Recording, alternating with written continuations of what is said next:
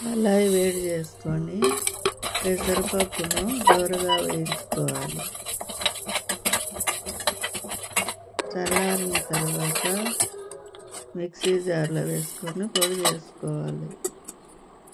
ఈ పెసరపప్పు పొడిని ఒక కప్పు తీసుకొని ఒక గిన్నెలోకి వేసుకొని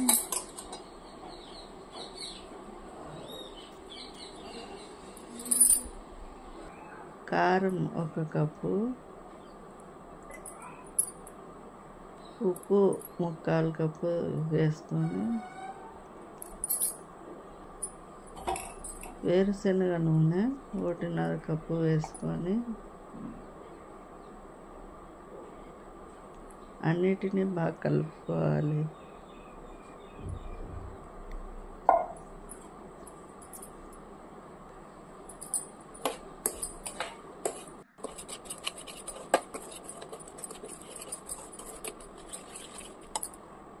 పచ్చి మామిడికాయ ముక్కలు 4 కప్పులు తీసుకొని ఈ మిశ్రమంలో వేసి బాగా కలుపుకోవాలి.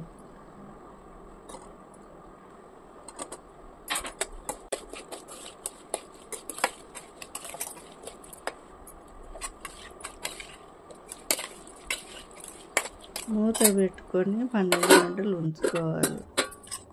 మరుసటి రోజు బాగా కలుపుకొని ఒక జార్లోకి తీసుకోవాలి.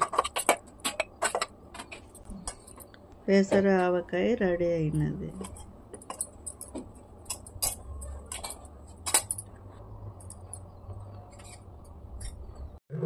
కందిబేడలు ఒక గ్లాస్ తీసుకొని కందిబేడలను శుభ్రంగా కడిగి ఒక గ్లాస్ 4 గ్లాసులు నీళ్ళు పోసి అరగంట సేపు నానబెట్టుకోవాలి.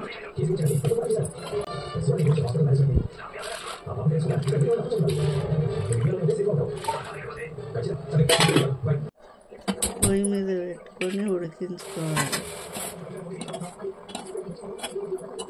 పసుపు, వెల్లుల్లి వేసుకొని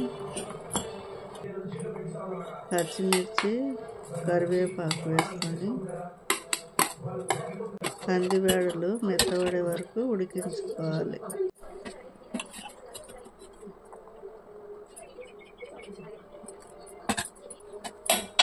మామిడికాయ ముక్కలు, కొత్తిమీర వేసుకొని 10 నిమిషాలు ఉడికించుకోవాలి.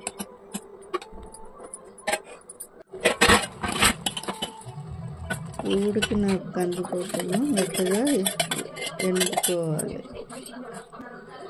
ఉప్పు వేసుకొని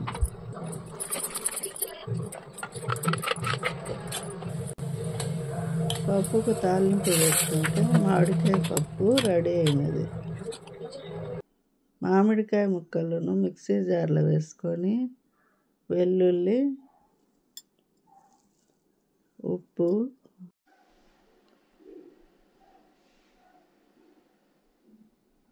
కారం వేసుకొని కచ్చాపచ్చాగా మిక్సీకి వేసుకోవాలి.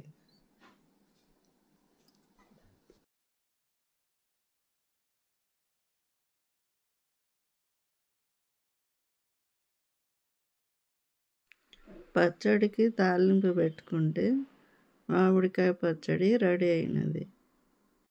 మామిడికాయతో పెసర ఆవకాయ పప్పు పచ్చడి.